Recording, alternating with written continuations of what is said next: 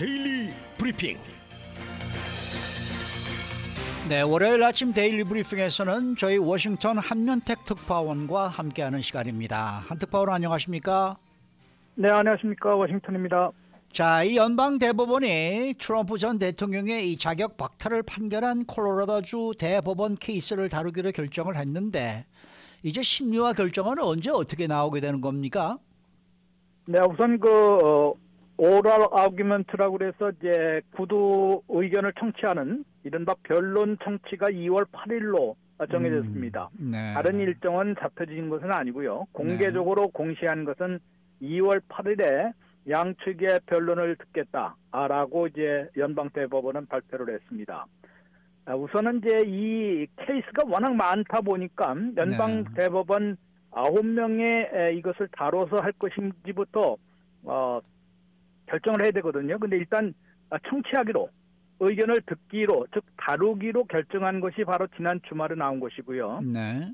그 다음에 이제 그때 다루겠다라고 이제 결정을 하면서 2월 8일 이제 구두 주장을 청취하는 변론 기일을 결정을 해서 발표를 한 겁니다.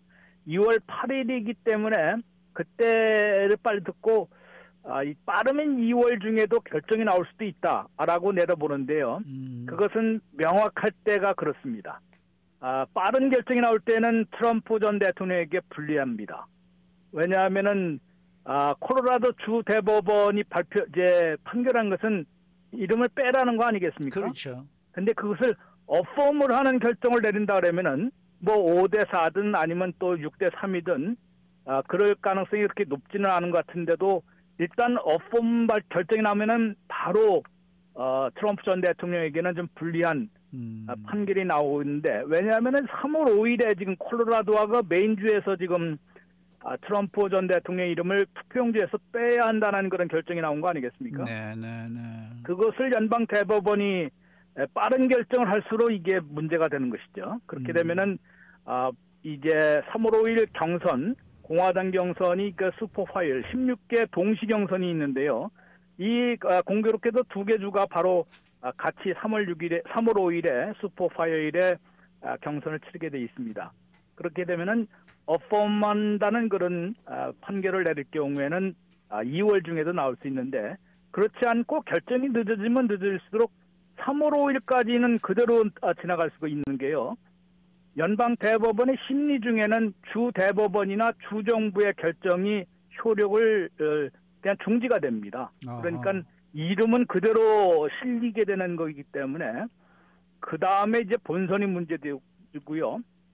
이게 문제가 되는 게 왜 이제 콜로라도와 메인주는 사실상 트럼프 전 대통령에게 공화당 경선에서는 큰 타격을 받지는 않거든요. 그다음에 본선에서도, 심지어는 본선에서도 아무래도 민주당 우세 지역이기 때문에 큰 문제는 되지 않는데, 이게 만약에 연방 대법원에서 트럼프 전 대통령의 이름을 빼도 된다라는 판결이 나오면 다른 쪽으로 이제 우후죽순으로 번질 수도 있기 때문에 그런 것이죠. 이게 지금 당장 그래서 트럼프 전 대통령은 빠른 결정을 그렇게 원치는 않고 있을 것으로 보입니다. 그래도 빠른 결정이 나올 때면은 2월 중에도 나올 수 있다라고 보셔야 될 것 같습니다. 네. 자, 크게 세 가지 시나리오가 거론되고 있다고 하는데요. 그러면은 연방 대법원은 어떤 판결을 내릴 수 있는 것으로 지금 얘기가 나오고 있나요? 네, 워싱턴 포스트가 이제 미 법조계 인사들의 예측을 종합해서 크게 이제 6가지 경우를 얘기를 했습니다만은, 네. 2가지 같은 경우는 이제 지금 말씀드린 대로 어펌, 즉 콜로라도 주 대법원이나 메인 주 정부의 트럼프 이름을 빼야 한다는 그런 결정을 그대로 인정해 줄 수 있다라는 판결이기 때문에 뭐 같은 부류로 분류를 할 수 있고요. 또 한 가지도 있고, 이제 그 세 가지로 대개 저는 한번 분류를 해봤습니다. 가장 인기 있는 이론이다라고 워싱턴 포스트가 지적한 것이 이른바 스플릿 더 베이비, 이 솔로몬 판결을 아마 얘기한 것 같은데요.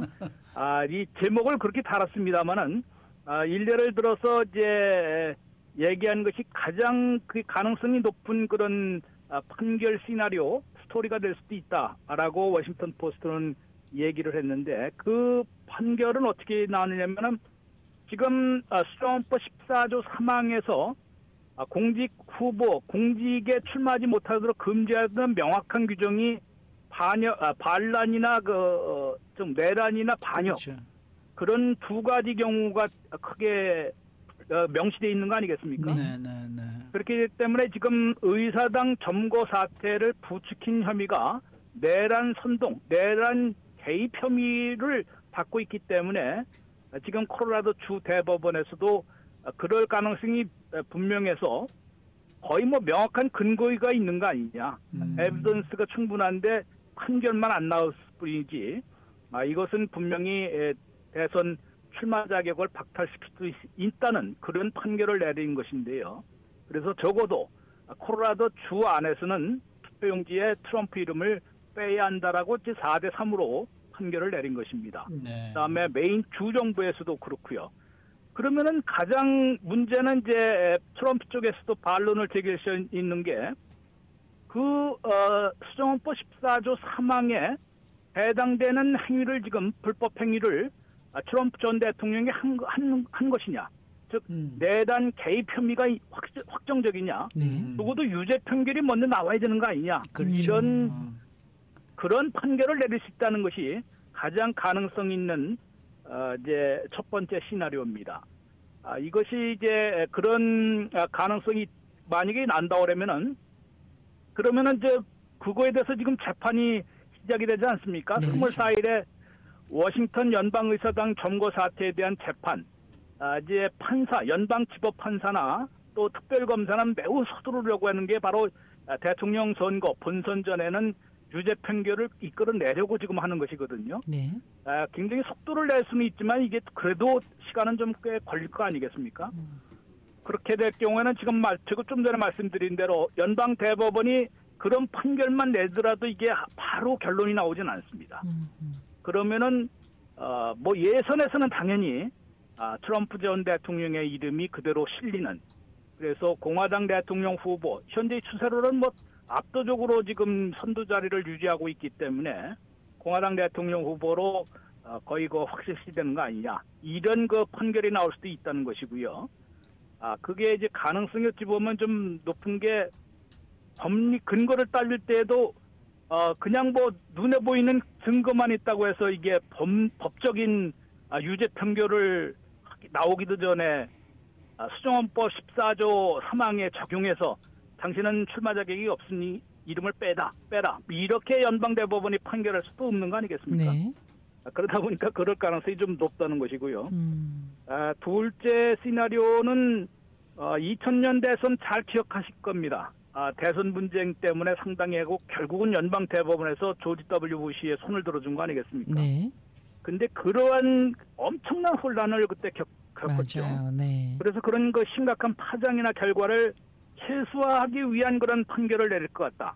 이럴 때는 주정부 차원에서, 주 차원에서는 트럼프 이름을 제외하는 그런 판결을 내리면 콜로라도와 메인주 주정부에서는 뭐 그 근거 있다, 그럴 권한이 있다라고 그런 판결을 내리는 대신에 정말로 직접적인 투표권, 미국민들의 그 투표권, 유권자들의 투표권을 박탈할 수 있는 그런 본선에서의 그 이름을 빼는 결정은 중지시키는. 그러니까 예선에서는 이름을 각 주별로 뺄 수도 있다, 그런 판결을 내릴 수 있지만은 본선은 미 전체 연방 차원이기 때문에 이것은 연방 대통령을 또 뽑는 것이고요. 그럴 때는 뭐 이름을 뺄 수는 없다, 이런 또 엇갈린 판결을 내릴 수도 있다라는 시나리오도 두 번째로 내는데요. 그 근거를 워싱턴 포스트가 내놓은 게 닐 고서치 연방 대법관이 있지 않습니까? 네.